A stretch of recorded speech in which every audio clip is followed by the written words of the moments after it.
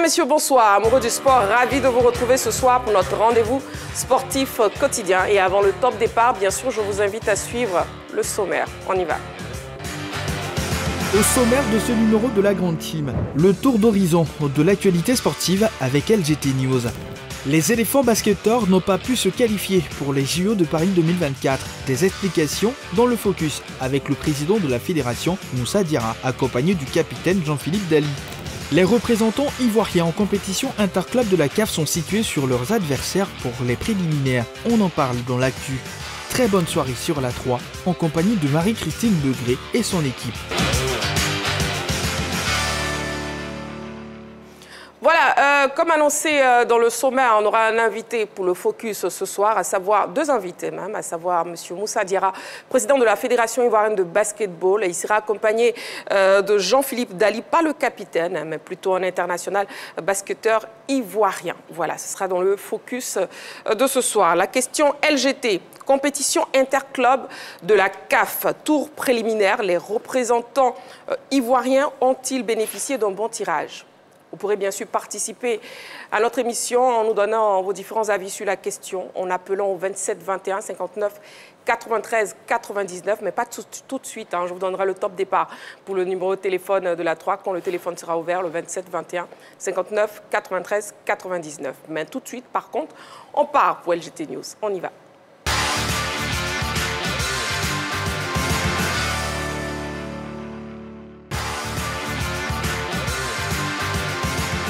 LGT News. Dédicace. La CAN 2023 racontée en images. 5 mois après le sacre des éléphants à la CAN 2023, la structure Mediaways a trouvé le moyen de faire revivre les moments forts de la compétition. Ce, à travers un beau livre intitulé La CAN de l'hospitalité. Un document exceptionnel de 192 pages, dont la présentation a été faite hier mercredi 10 juillet. Ce sont au total 649 photos, œuvres de 22 reporters photos professionnels qui retracent la compétition depuis la candidature de la Côte d'Ivoire pour l'organisation de la CAN jusqu'au sacre ivoirien. Pour Mahama Koulibaly, le créateur original de ce chef-d'œuvre, l'objectif est de restituer le plus fidèlement les émotions nées durant la CAN.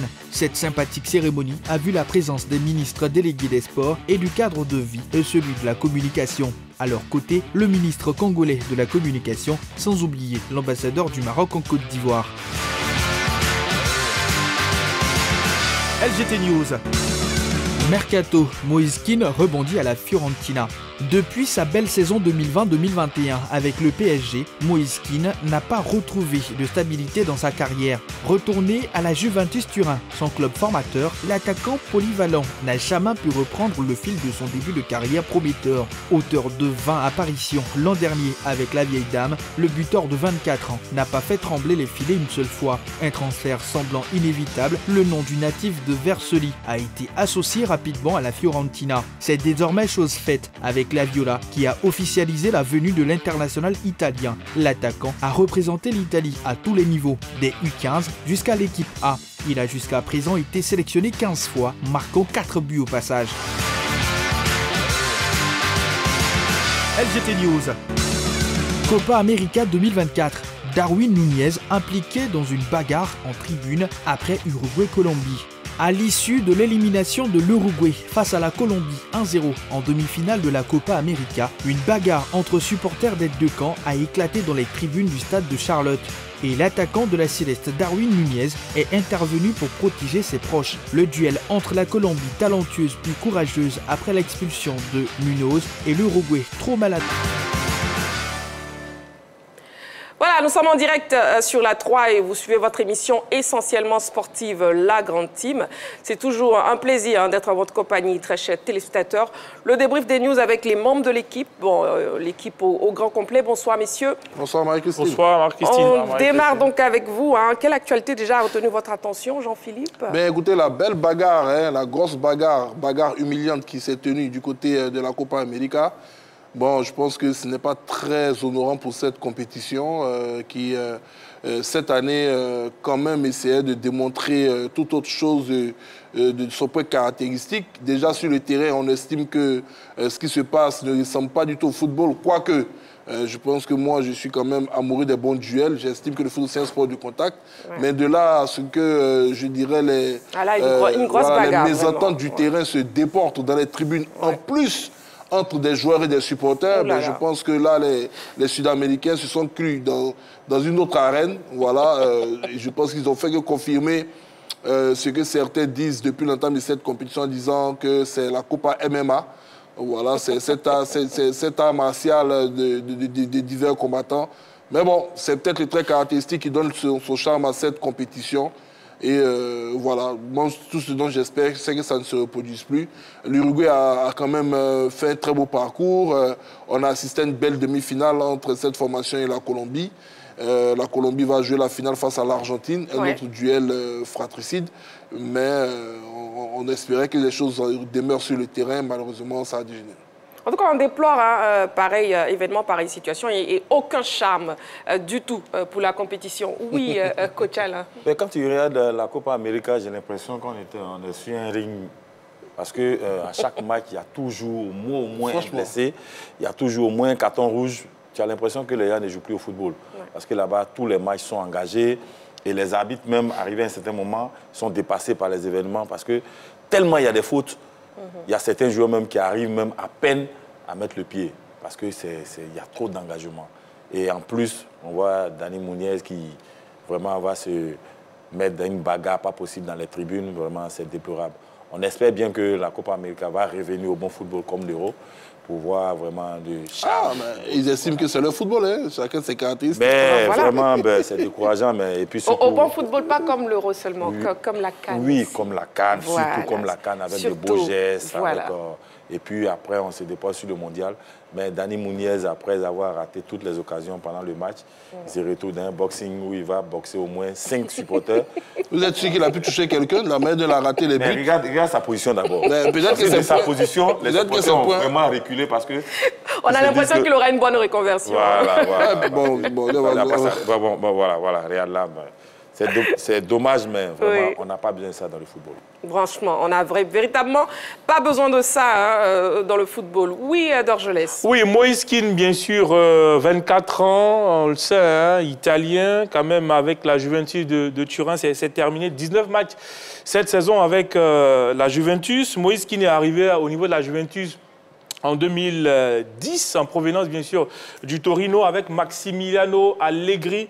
Bien sûr, il a fait ses débuts en Serie A le 19 novembre 2016 à seulement 16 ans. Il a joué également la Ligue des Champions avec cette équipe. Et puis la saison qui a suivi, il a été prêté plusieurs fois. Hellas Vérone, transféré à Everton, ensuite prêté au Paris Saint-Germain. Ensuite, il est revenu à la maison.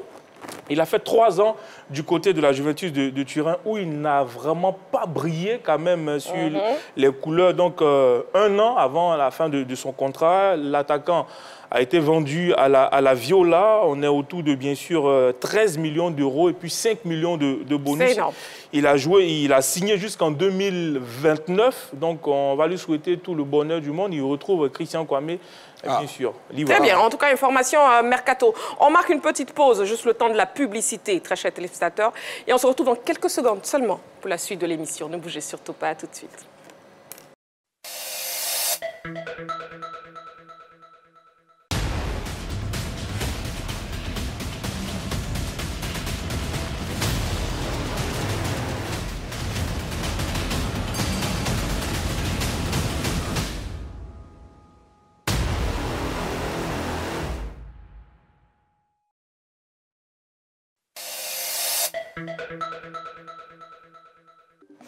De retour sur le plateau de la Grande Team, et bien sûr, nous passons au focus de ce soir. On y va.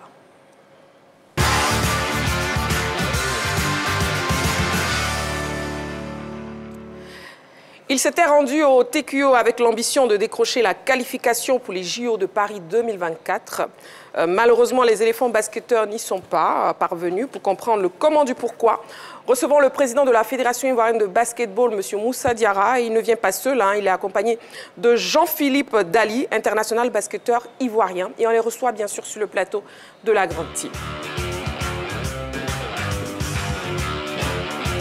Voilà, Moussa Diarra, président de la Fédération ivoirienne de basketball, et Jean-Philippe Dali, international basketteur ivoirien. On vous laisse vous installer confortablement.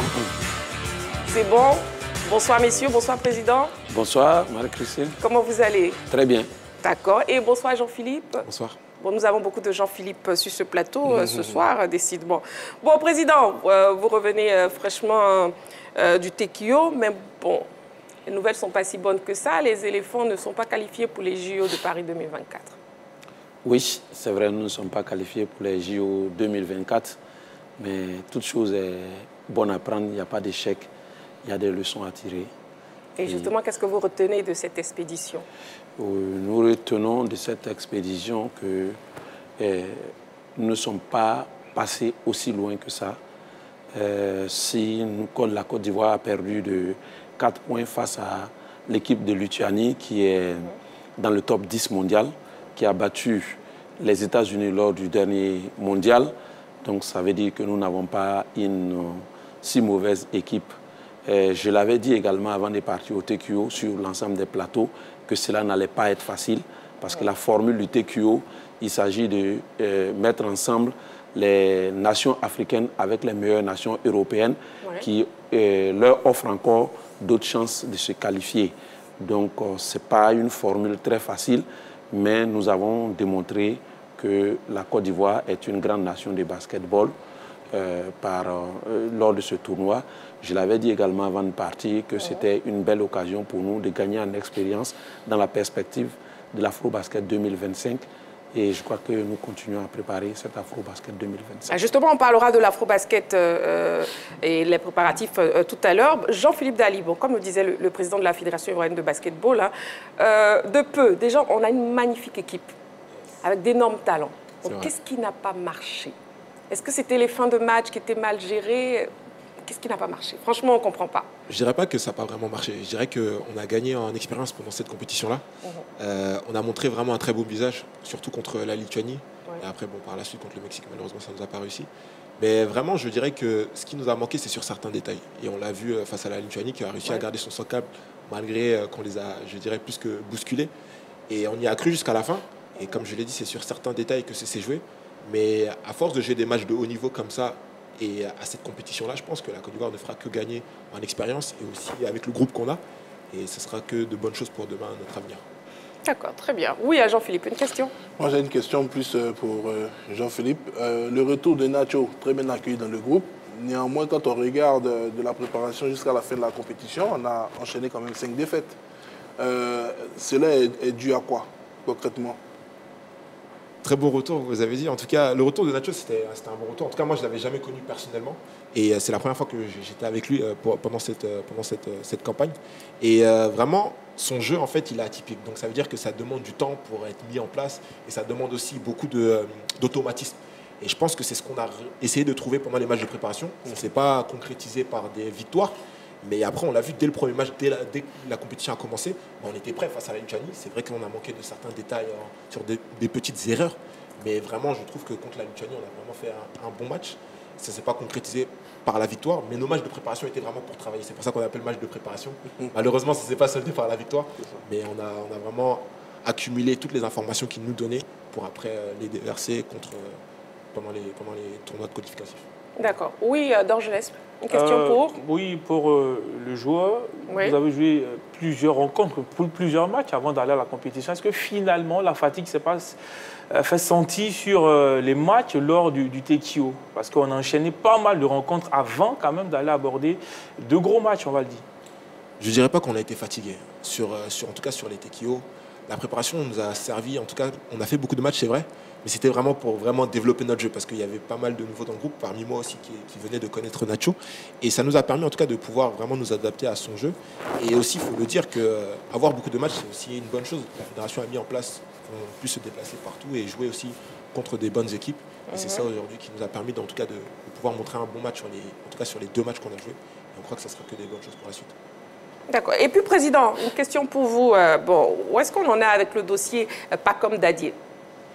Merci beaucoup. Je crois que déjà, il faut qu'on félicite Pacom qui vient d'être drafté en 25e position par les Knicks de New York, dont le grand frère Maxence est avec nous, qui d'ailleurs nous avons libéré pour 2 jours aller à la draft de son jeune frère. Sur ce dossier, de toutes les façons, Pacom a déjà manifesté sa volonté d'évoluer avec la Côte d'Ivoire. Il a joué avec les catégories jeunes, avec la France. Je crois qu'il en a gardé un mauvais souvenir. Et il a décidé de jouer avec la Côte d'Ivoire. Et nous en sommes très contents. Nous allons poursuivre le dossier, mais nous connaissons aussi toutes les difficultés avec la FIBA pour qualifier les joueurs. Mais nous sommes confiants surtout avec la volonté du joueur lui-même de rejoindre la sélection. D'ailleurs, je ne trahis pas un secret si je vous dis déjà que moi, j'avais même convoqué Pacom pour la fenêtre de février 2024 en Égypte. Bon? Oui. Okay. Son agent nous avait quand même demandé de l'indulgence parce qu'il préparait la draft. Il y avait tout un programme pour aller à la draft et nous avons accédé à cela pour préparer l'avenir d'un gamin quand même de 18 ans. Il ne faut pas non plus aussi brusquer les choses. Et c'est pour ça que donc nous sommes en contact avec Pacom. Nous avons de bons contacts avec son agent. Le père de Pacom est un ami personnel que je connais avant. Donc, chaque fois qu'il vient à Abidjan, on se voit. Donc, je crois que c'est un dossier très, très donc, avancé. Donc, vous nous confirmez, Président, vous nous rassurez surtout que pour les prochaines échéances, on pourra profiter des services de Pacom Dadie? Ben, comme je l'ai dit, je suis prudent avec FIBA. Nous allons essayer encore de qualifier Pacom parce qu'on n'est pas à l'abri de nouvelles règles encore, qu'on nous dise qu'il y a encore de nouvelles règles. Mais ce dont je peux rassurer les Ivoiriens, c'est que Pacom veut jouer avec la Côte d'Ivoire. Ça, au moins, nous avons cette certitude. Je crois que Jean-Philippe est là. Maxence l'a annoncé à l'ensemble des joueurs de l'équipe nationale. D'accord. Oui, coach Alain, vous voulez poser une question au Président? Oui, au Président. Je voudrais savoir, est-ce que Pacom est le seul cas que vous avez en équipe nationale? Non, non. Vous avez vu, déjà, durant ce TQO, il y a eu le cas Mobamba qui a fait grand bruit, qui d'ailleurs est venu avec nous jusqu'à San Juan. Il a fait toutes les étapes avec nous. Nous avons le cas Ismaël Kamagaté. Nous avons le cas de Pacom Dadie. Nous avons d'autres. Nous avons même encore des U18 parce que nous allons en partie en compétition U18. Nous avons même des U18 encore pour lesquels la FIBA est en train de nous poser des difficultés, mais nous sommes en train de poursuivre pour que les meilleurs talents ivoiriens puissent représenter la Côte d'Ivoire. D'accord. Et puis, Président, avant votre départ, vous avez évoqué des problèmes de financement pour le TQO. On considère que c'est réglé maintenant? En tout cas, à ce jour, je n'ai pas reçu un rond de fonds publics. Cette compétition, la fédération s'est débrouillée toute seule pour arriver jusqu'à Porto Rico, sachant que nous sommes passés par la Belgique, où nous avons fait une phase de préparation. Nous sommes ensuite allés en Espagne, nous sommes allés à San Juan, mais par la grâce de Dieu, la fédération ne doit pas également un rond à un joueur, ni dans un autre pays. Nous avons essayé de sauver l'image de la Côte d'Ivoire, parce que la Côte d'Ivoire avait déjà été engagée dans cette compétition. Si nous désistions, nous, par défaut de moyens, il y aurait eu des pénalités que la Côte d'Ivoire allait payer qui seraient plus élevées encore que le montant de la participation que nous devions débloquer. Donc la fédération s'est débrouillée par ses propres moyens pour aller à cette compétition et revenir sans devoir à quelqu'un par la grâce de Dieu. Nous attendons donc le ministère des Sports qu'il nous... on va dire qu'il nous liquide les dépenses que nous avons engagées pour la compétition. En tout cas, félicitations, Président. Mais bon, du coup, on s'inquiète d'où provient ce financement. Déjà parce qu'à voir, la Fédération ivoirienne de basketball se porte très bien, financièrement parlant. La preuve, c'est l'octroi déjà de la subvention au club. Et puis déjà là, vous êtes parti au TQ avec vos propres moyens. Donc, d'où provient ce financement? Ben, déjà, je pense qu'il faut dissocier les choses. Pour ce qui est d'abord du TQO, des compétitions donc, internationales des équipes nationales, je crois qu'il revient à l'État de Côte d'Ivoire de financer les équipes nationales pour représenter l'État de Côte d'Ivoire. Mais le travail n'est pas fait par certains fonctionnaires ivoiriens et je crois que c'est cet esprit que nous allons essayer de changer avec l'appui de d'autres sports. Je crois qu'il y a une compréhension qui est née de certains fonctionnaires comme quoi il faut que les fédérations financent leur propre compétition et venir après se faire rembourser. Je crois que si on veut avoir des résultats, ce n'est pas par ce mécanisme. J'ai eu l'occasion de le dire devant les autorités compétentes et je crois que nous y travaillons. Pour ce qui est du championnat national, c'est la fédération qui organise son championnat national.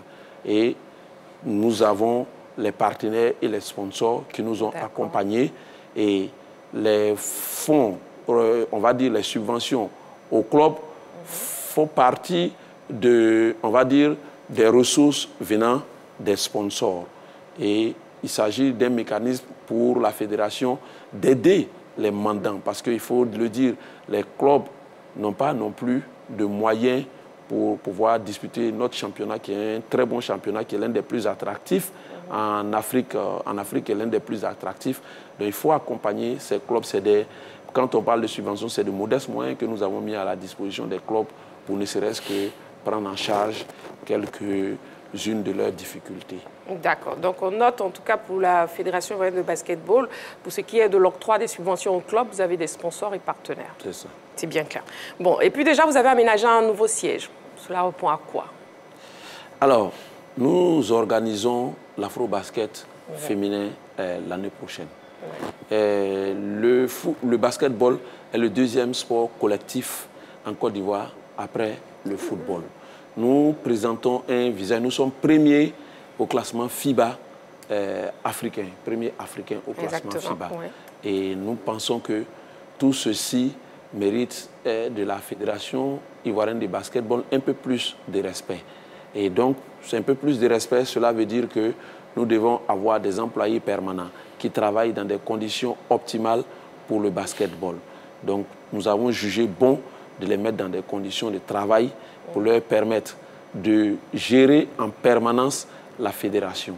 Voilà ce qui nous amène à aménager un nouveau siège. L'ancien siège, en son temps, certainement, répondait à des besoins.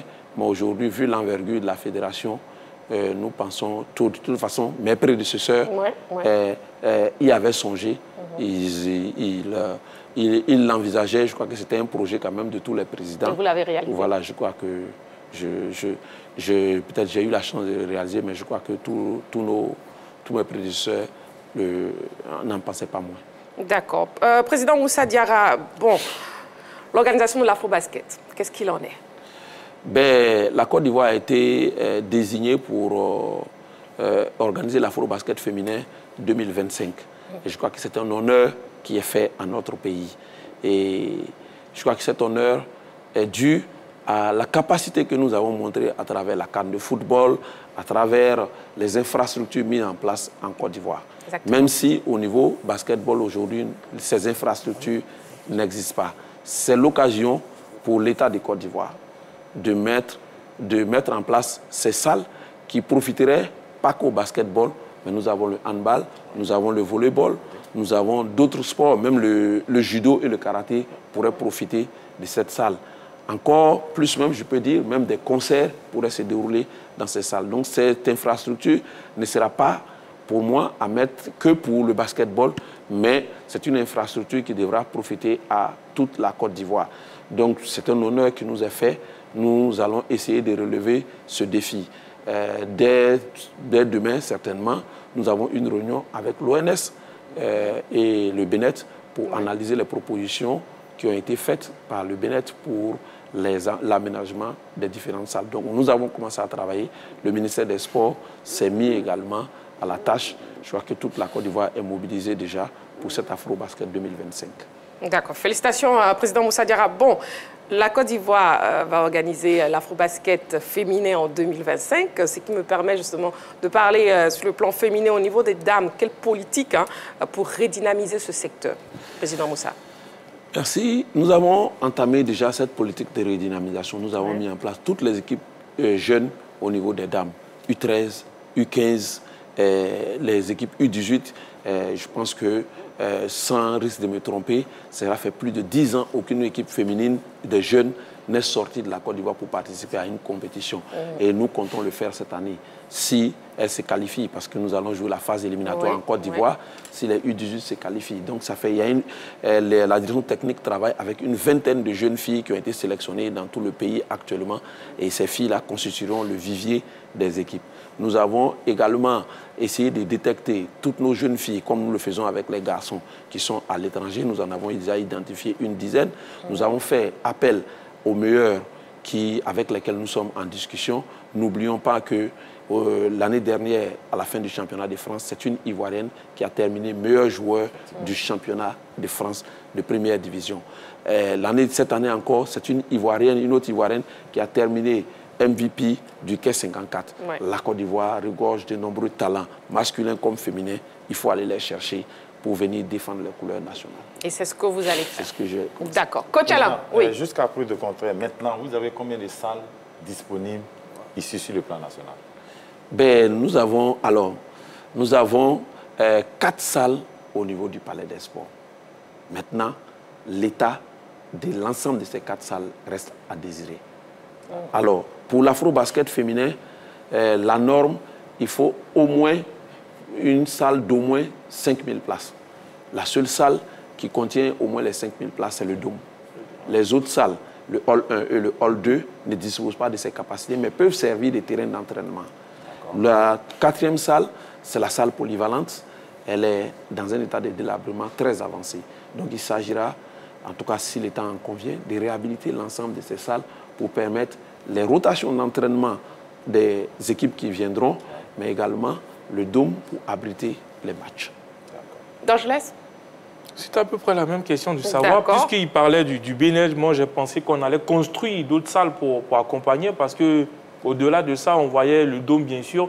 Mais est-ce que, je voulais poser la question de savoir, en 2025, c'est l'année prochaine, est-ce qu'on allait construire, mais comme vous avez développé? Voilà, il a développé. Donc on passe à la question de Jean-Philippe. Président, déjà, première question, quand sera-t-il du palais comment il s'appelle, le parc des expositions. Le parc des expositions qui est modélable et qui peut également servir de salle de basketball. Est-ce qu'au niveau de la compétition, c'est un projet que cet espace-là puisse accueillir des rencontres? Et vous avez combien de questions déjà? Parce que vous avez dit combien de questions? C'est la première, j'en ai 2. D'accord, ok, je m'inquiète. Oui. Alors, le parc des expositions, effectivement, il nous a été dit qu'on peut déployer un terrain de basketball là-bas. Nous allons l'essayer à l'occasion d'autres événements. De toute façon, nous, les infrastructures sportives en Côte d'Ivoire sont la propriété de l'ONS. Donc, s'il est proposé de déployer au parc d'exposition, nous serons preneurs. Mais nous pensons que pour l'instant, le lieu géographique du palais des sports présente des conditions optimales pour avoir un public suffisant pour animer nos matchs de basketball. Et la deuxième question et dernière question. Vous avez tout à l'heure évoqué le nom de certaines joueuses, notamment des U18, que vous espérez faire venir au niveau de l'équipe nationale et féminine. Du côté des masculins, on est en train de voir un nouveau visage de l'équipe nationale si, de manière optimale, tout se passe bien. Mobamba, Kamagate, Yobo, Pacom Dadier. Chez les filles, quand sera-t-il véritablement? Quels sont les noms auxquels on devrait s'attendre? Parce que 2025, c'est déjà arrivé. Quels sont les noms sur lesquels vous travaillez réellement, qui devraient constituer à peu près l'ossature de cette équipe nationale féminine? Bon, ok, nous avons déjà, pour être très clair, la meilleure joueuse du championnat de France. Elle s'appelle Diaby Kariata. Tout le monde la connaît. Elle a déjà joué en équipe nationale. Il y a eu des problèmes avec Diaby et nous sommes en train de résoudre. Nous sommes très, très avancés dans les discussions avec Kadi pour qu'elle rejoigne l'équipe nationale. Et les problèmes qu'elle a eus sont des problèmes fondés. Il faut que nous les résolvions. Et nous avons Laetitia Saillé, que vous connaissez tous. C'est la valeur montante du basket en France aujourd'hui. Laetitia, là, je peux dire sans risque de me tromper, Laetitia, je sais que Laetitia viendra. Ça, c'est sûr. Nous avons d'autres jeunes filles qui ont rejoint aussi l'Europe. Flora Uraga, que vous avez vu à la fin du championnat ici. Nous avons Irène Bognini qui a rejoint également la France et que nous attendons à avoir. Nous avons Aminata Dosso qui joue également en France qui fait un très bon championnat. Zainabou, qui joue en Espagne aujourd'hui, qui est intérieur. Donc on a quand même de quoi avoir des filles aujourd'hui à l'étranger qui peuvent constituer une bonne ossature. Mais il ne faut pas non plus se cacher la face. Hein. S'il faut aussi, les règles FIBA permettent la naturalisation d'une joueuse. Le Sénégal l'a fait avec Sira Dina, qui a apporté un petit plus à l'équipe du Sénégal. Nous n'allons pas aussi cracher sur le morceau. Okay. D'accord. Bon, on recevait donc sur ce plateau M. Moussa Diarra, président de la Fédération ivoirienne de basketball, et puis Jean-Philippe Dali, international basketteur ivoirien. Un mot de fin, Jean-Philippe. Alors, merci de nous avoir reçus sur le plateau déjà dans un premier temps. Et puis, je pense que les explications du président ont vraiment donné en tout cas de l'espoir au basket ivoirien. Ouais. Et maintenant, je dirais que Dieu nous conduise et en tout cas, vive le basket ivoirien. Voilà, et bonne chance pour la suite. Merci beaucoup. Président. Merci. En tout cas, je voulais vous remercier déjà pour l'opportunité que vous nous donnez à chaque fois de nous adresser au public ivoirien. Je voulais également remercier le public ivoirien qui soutient en permanence notre équipe de basketball. Je peux comprendre et je comprends parfaitement leur déception parce que nous sommes passés à côté d'un grand exploit de battre la Lituanie. Et je pense que ce n'est que partie remise. Nous ne considérons pas cela comme un échec. Nous considérons qu'il y a des leçons à tirer. Nous travaillons à ramener les meilleurs talents ivoiriens en dépit des difficultés qui peuvent exister sur le chemin. Nous travaillons à amener les meilleurs talents ivoiriens. Notre objectif, c'est de commencer à remporter maintenant des trophées, de ne pas être juste à côté vice-champion, d'essayer de remporter des trophées comme nos prédécesseurs l'ont fait en 81 et en 85. Voilà notre objectif et nous y travaillons. Nous avons essayé, en raison des expériences qui sont passées sous nos yeux, nous essayons de ramener les enfants de plus en plus jeunes en Côte d'Ivoire et nous avons du talent dans les grands clubs dans le monde, nous essayons de les ramener. Nous allons organiser la phase éliminatoire de l'Afro-Basket U18 en Côte d'Ivoire du 29 juillet au 4 août. Et j'invite le public à venir découvrir nos pépites de 18 ans. Et vous allez voir que la Côte d'Ivoire regorge de talents, de vrais talents masculins comme au féminin. Merci beaucoup, Président. Merci beaucoup, Jean-Philippe. En tout cas, on y croyait. Hein. On se voyait déjà qualifié pour les Jeux et surtout battre les États-Unis. Mais ce n'est que partie remise. Ce n'est que partie remise, n'est-ce pas, Jean-Philippe? Bien sûr. Voilà. Merci beaucoup, Président Moussa Diarra. Et puis merci beaucoup, Jean-Philippe. On marque une petite pause et on se retrouve dans quelques secondes pour la suite de l'émission. À tout de suite.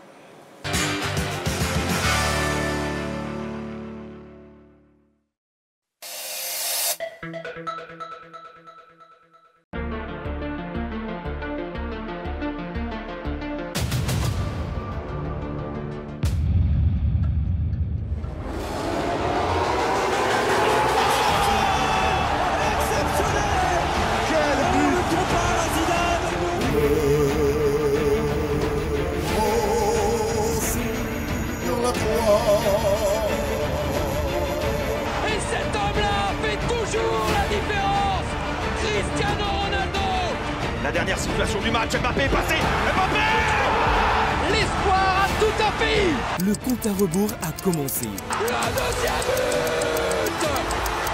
Oh, il nous fait une action! Quel match! Quel match! 2-2! Plus que quelques jours et les 24 nations qualifiées pour l'Euro 2024 se défieront du 14 juin au 14 juillet 2024 en Allemagne pour tenter de succéder à l'Italie, le champion en titre. Suivez le meilleur de l'Euro 2024 sur les chaînes du groupe RTI.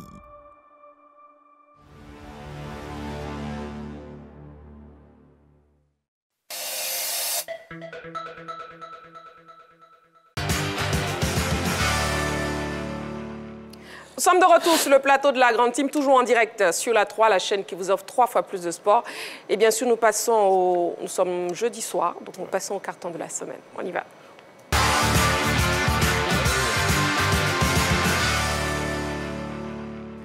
Un principe très simple qu'on vous répète chaque jeudi soir. Bon, chaque chroniqueur choisit de commenter un fait de l'actualité sportive. Et bien sûr, il attribue un carton selon son appréciation. carton vert, satisfaction, carton jaune, avertissement et carton rouge, sanction. Jean-Philippe, votre carton, s'il vous plaît. Ben, écoutez, je pense avoir décidé d'attribuer un carton vert à l'équipe nationale de la Colombie, qui, dans cette édition de la Copa América, a encore confirmé tout le bien qu'on pense de cette sélection, emmené par un joueur, un leader, James Rodriguez, intenable, un garçon qui, depuis 2014 au Mondial au Brésil, n'a eu de cesse de séduire le football mondial.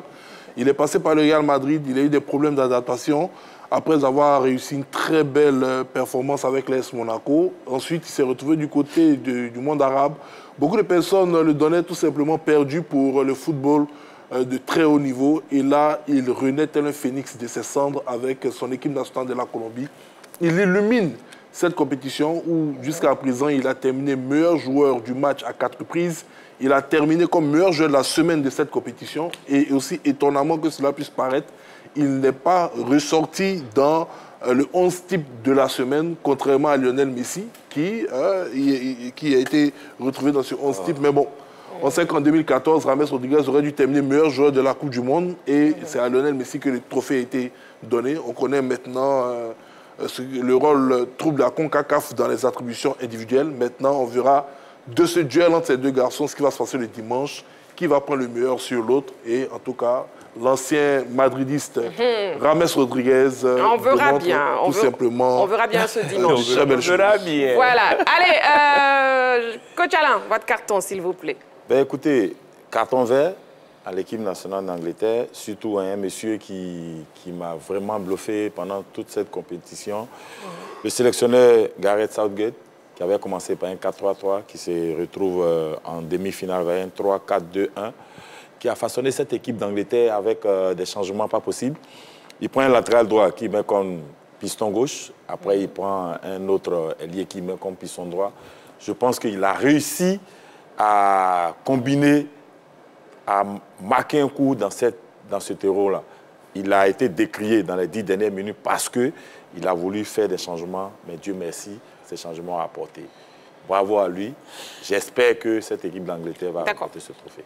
Donc, carton vert. Et Dorchez, votre carton aussi vert. Que du vert pour tout le monde ce soir. On va laisser du vert, on va rester quand même en Angleterre, bien sûr, avec Ollie Watkins, bien sûr, qui est rentré à la 81e minute de jeu à la place de, bien sûr, Prince Harry. Pour moi, ça a été le facteur X, le coach l'a dit, parce qu'en 9 minutes, il a fait quelque chose que Prince Harry n'a pas réussi quand même à faire, l'attaquant de, bien sûr, d'Aston Villa.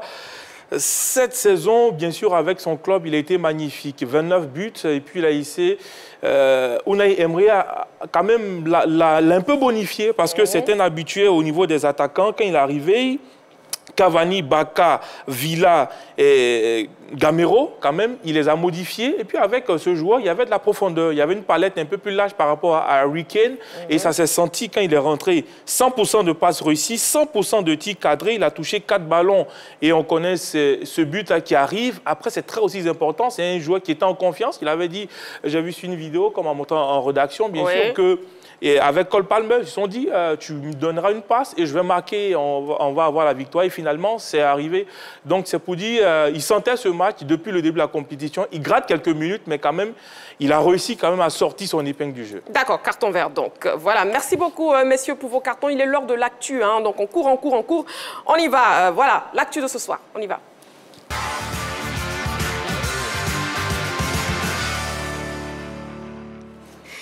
Le téléphone est ouvert. Vous pouvez désormais nous appeler, très chers téléspectateurs, le 27 21 59 93 99. Voilà, quelques minutes encore hein, pour l'actu de ce soir. Le tirage au sort des phases préliminaires des compétitions interclubs de la CAF a été effectué aujourd'hui. Les clubs ivoiriens connaissent leurs adversaires. Des précisions dans cet élément. On regarde.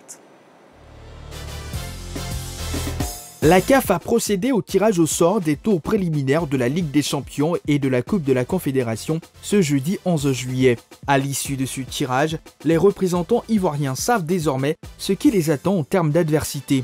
Ainsi, en Ligue des Champions, le FC San Pedro sera face aux BO Rangers de la Sierra Leone. Le champion en titre ivoirien retrouve les joutes africaines après sa dernière apparition en 2018. Les Pétrusiens seront accompagnés dans cette aventure africaine en C1 par le Stade d'Abidjan. Vainqueurs de l'épreuve en 1966, les Bleus et Rouges seront quant à eux aux prises avec les Sénégalais de Teungueth FC. En Coupe de la Confédération, le Racing Club d'Abidjan livrera bataille contre l'Union Touarega Sportive du Maroc. La SEC Mimosa, quant à elle, est exemptée du premier tour vu ses récentes performances. Un premier tour qu'il faudra bien négocier pour les représentants ivoiriens. Ce, d'autant plus qu'un faux pas durant ces préliminaires mettrait en danger les 4 places en Coupe africaine durement acquises.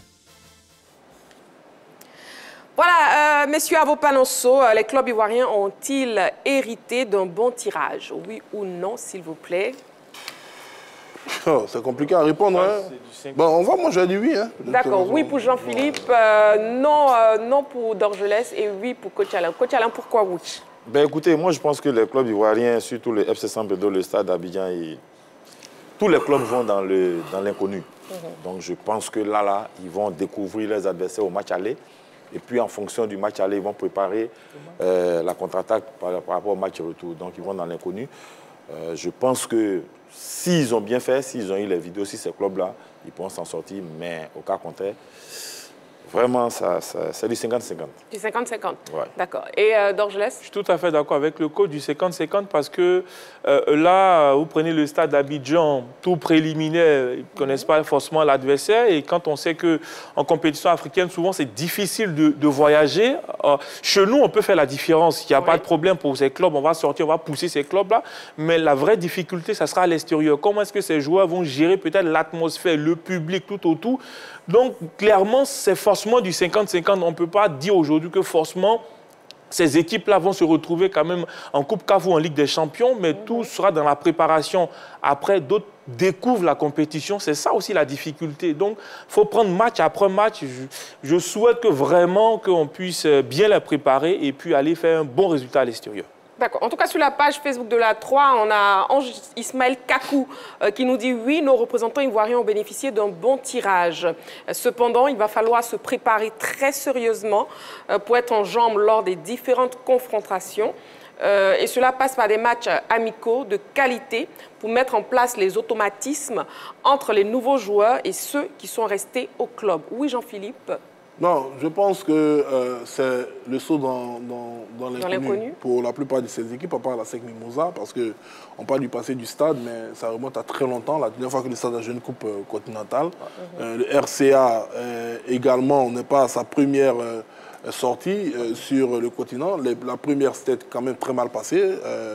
Cette équipe est sortie prématurément. Et l'équipe du FC San Pedro a déjà joué une phase de poule de Coupe CAF, mais à part ça, quand elle est partie sur le continent ces derniers temps, c'était échec au niveau des tours préliminaires. Donc pour moi, pourquoi j'ai dit oui, c'est simplement parce que j'estime que ces différentes formations-là étaient obligées de tirer une équipe. Elles ont tiré une équipe. Maintenant, au niveau de ses adversaires, quels sont ceux qui sont habitués aux compétitions continentales? Ben bon, c'est là où va se faire la différence. Ouais. Mais je pense qu'on peut avoir quand même de bonnes surprises parce que ces dernières années, on a vu quand même les équipes ivoiriennes avec de très bons talents s'exprimer sur la scène continentale. Et le capitaine du Stade d'Abidjan, Sylvain Gboo, qui était notre consultant durant la CAN, nous donne justement son avis sur les chances de son équipe. On écoute. Je pense que ça fait plaisir pour moi de pouvoir retrouver cette compétition, d'autant plus que voilà, j'ai fait pratiquement 7 ans où j'ai remporté cette compétition. Ouais, ça fait du bien de récupérer la compétition, on va y participer. Oui, c'était un peu difficile au début du championnat, mais voilà, on a su trouver le rythme, trouver la cohésion du groupe. Les dirigeants s'attellent à pouvoir prendre des joueurs qu'il faut à certains postes pour pouvoir voilà, aller dans cette compétition. Mais je pense qu'on a toutes nos chances. Vu qu'on joue contre un club sénégalais, une très belle équipe aussi. Mais voilà, nous aussi sur le stade d'Abidjan, je pense qu'on a toutes nos chances de pouvoir voilà, avancer dans la compétition.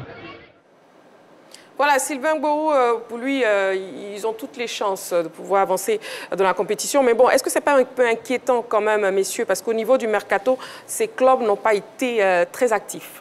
Effectivement, c'est l'inquiétude qui est là parce que les clubs n'ont pas eu le temps de recruter les joueurs qu'ils voulaient recruter. Moi, je prends un exemple au niveau du FC San Pedro où je discute chaque fois avec l'entraîneur, Wamene Maxime. Il n'a pas vraiment, quand il veut prendre un joueur, le lendemain, le joueur part. Quand il veut prendre un joueur, le lendemain, le joueur part. Aujourd'hui, il n'a seulement que 2 joueurs qu'il a recrutés. Ngo Manassé, qui vient de la Ligue 2, qui vient de Isca, et puis il prend le meilleur buteur qui vient du Burkina. Est-ce que ces 2 joueurs-là vont lui apporter un plus qu'il recherche? Voilà la grande question. Oui, c'est une question d'anticipation. Moi, je trouve que c'est vrai, il peut donner de telles explications, mais pendant la saison, c'est là où on commence à discuter avec les cibles. Parce que les cibles qui vont maintenant, il est évident qu'en cours de saison, ils ont déjà été approchés par les clubs où ces équipes-là signent. Quand on n'a pas la capacité financière de pouvoir faire une offre qui va tout chambouler au dernier moment, on s'y prend tôt à travers la présentation d'un projet. Moi, je pense que je ne vais pas expliquer au coach comment ça fonctionne. Je trouve que c'est dommage que nos équipes qui participent au championnat national n'anticipent pas sur les objectifs de fin de saison. Voilà, ils ont tous attendu la fin de la saison avant d'aller chercher les joueurs, avant de revoir au niveau même de leurs effectifs, quels sont ceux qui sont susceptibles de rester ou pas. Mais je pense que quand on travaille sur une certaine durée, il faut anticiper au niveau des faiblesses et même en plein championnat, déjà mettre une pièce sur des joueurs, commencer à les contacter, discuter avec eux, s'assurer qu'au moins on peut les avoir pour la saison suivante. Mais ils sont obligés d'aller avec les hommes, ça c'est une évidence. Le FC San Pedro s'est défini aujourd'hui comme un club formateur dont les garçons ont un certain talent, mais ce sera à eux de mettre en exergue maintenant leur talent sur la scène continentale. Très bien. Et puis, écoutons aussi la réaction de l'entraîneur du club champion de Côte d'Ivoire, Guaméné Maxime. C'est un adversaire que je ne connais pas. J'ai envie de dire inconnu. Maintenant, il se présente à nous. Ça ne va être pas facile. Les anglophones, généralement, sont très difficiles à jouer. Encore plus parce que le match aller sera chez eux à domicile. Ça ne va pas du tout facile pour nous. Ce sera un match très difficile, ça, il faut le reconnaître. Avant de savoir quelles sont ses capacités réellement pour travailler par rapport à cela. Donc on s'attendra à un match très difficile à disputer, mais nous sommes engagés, nous allons mettre les bouchées doubles afin de préserver nos chances au match retour chez nous. Et nous sommes FC San Pedro, on ne peut pas être FC San Pedro et puis faire ce match à Abidjan. Quand en plus on sait qu'il y a un beau stade qui a été réalisé là-bas dans la ville de San Pedro. Nos matchs de Ligue 1 se joueront à San Pedro, comme nous l'avons fait sur les derniers matchs de Ligue 1. Il n'est pas question qu'on joue les matchs de Ligue 1 à San Pedro et qu'on joue les matchs de Coupe d'Afrique à l'extérieur. C'est à nous d'amener notre public avec nous en Ligue 1 et aussi en Coupe d'Afrique. Donc on a la chance d'avoir un beau stade à San Pedro, le stade Laurent Pocour. L'idéal serait de jouer ces matchs-là là-bas. C'est ce que j'ai demandé à mes dirigeants et j'espère qu'ils en ont fait de même au niveau de la fédération. Donc pour nous, c'est de jouer nos matchs au stade Laurent Pocour de San Pedro. Voilà, le coach Guaméné Maxime, est-ce que vous êtes d'accord justement avec ces propos d'Angelès? Parce que déjà, il nous dit qu'il est difficile de jouer un inconnu. Oui, tout à fait. Parce que le BO Rangers de la Sierra Leone, 2012-2013, ils ont participé à la compétition et c'est leur deuxième participation d'affilée. Donc, ils connaissent à peu près la compétition. Et il a dit, ce qui est important, c'est que le premier match va se jouer à l'extérieur. Donc, c'est la gestion à l'extérieur pour que le match retour en Côte d'Ivoire soit un peu plus facile. Pour moi, oui, il part dans l'inconnu. À lui de mieux gérer, à défaut de ne pas gagner, c'est de négocier au moins un match nul. Et puis, du côté du FC San Pedro, on espère que la population va sortir parce que sur les derniers événements, par rapport à Boaké, vraiment, on espère que la population va venir booster ces garçons-là parce que je suis sûr que du côté de la Sierra Leone, ça sera quand même, le stade sera magnifique et puis c'est la pression. Comment est-ce que les joueurs vont gérer tout ça? Pour moi, je suis tout à fait d'accord, il part dans l'inconnu, mais allez, il peut aller faire un résultat. Très bien. Et puis, on a Cissé Laza, entraîneur adjoint du Racing Club. On l'écoute. Ce tirage est une motivation de plus pour nous, tout le club. Cela représente une excellente opportunité pour nos jeunes de démontrer leur potentiel et de hisser fièrement les couleurs de la Côte d'Ivoire sur la scène continentale.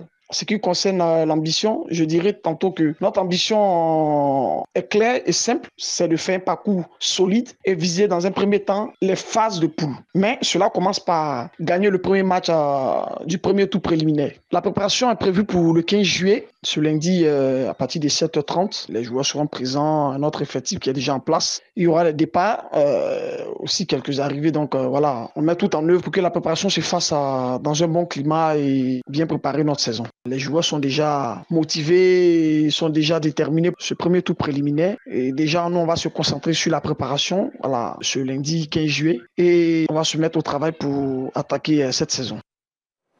Voilà, restez concentrés, les propos de Cissé Laza, entraîneur adjoint du Racing Club. Oui, effectivement, je pense qu'il est dans son... Il a dit ce qu'il fallait. Et il va préparer sereinement cette rencontre. Et puis, il a des départs, il va avoir des départs, il va avoir des arrivées. Le plus important, et moi, je pense que dans ce tirage au sort, celui qui joue le plus gros morceau, il va au Maroc. Il va essayer de négocier. Peut-être que le match aller, si ça se passe bien, le Racing aura la chance de se qualifier. Maintenant, avec les équipes maghrébines, il faut s'attendre à beaucoup de choses. Bonne chance au Racing Club. On pense bien que, parce que dans les coulisses, je pense qu'il y a un retour qui va vraiment les arranger. Et j'espère que ce joueur Nguessan Jean qui a déjà déposé ses valises au Racing, je pense qu'avec son expérience, il pourra tirer l'équipe vers le haut. Et puis, on verra ce que ça va donner par rapport à la préparation. D'accord. Compétition interclub de la CAF, tour préliminaire. Les représentants ivoiriens ont-ils bénéficié d'un bon tirage? On a pu avoir quelques éléments de réponse sur ce plateau. C'est la fin de la grande team de ce soir. Merci beaucoup, messieurs. Merci Jean-Philippe. Merci Coach Alain. Merci Dorgelès. Sans prolongation. Merci, sans prolongation. Voilà, on s'arrête là aux 90 minutes. Là, c'était plutôt 52 minutes. Merci beaucoup, très chers téléspectateurs. Rendez-vous est donc pris demain en direct 20h30. D'ici là, prenez soin de vous et n'oubliez pas, faites toujours du sport.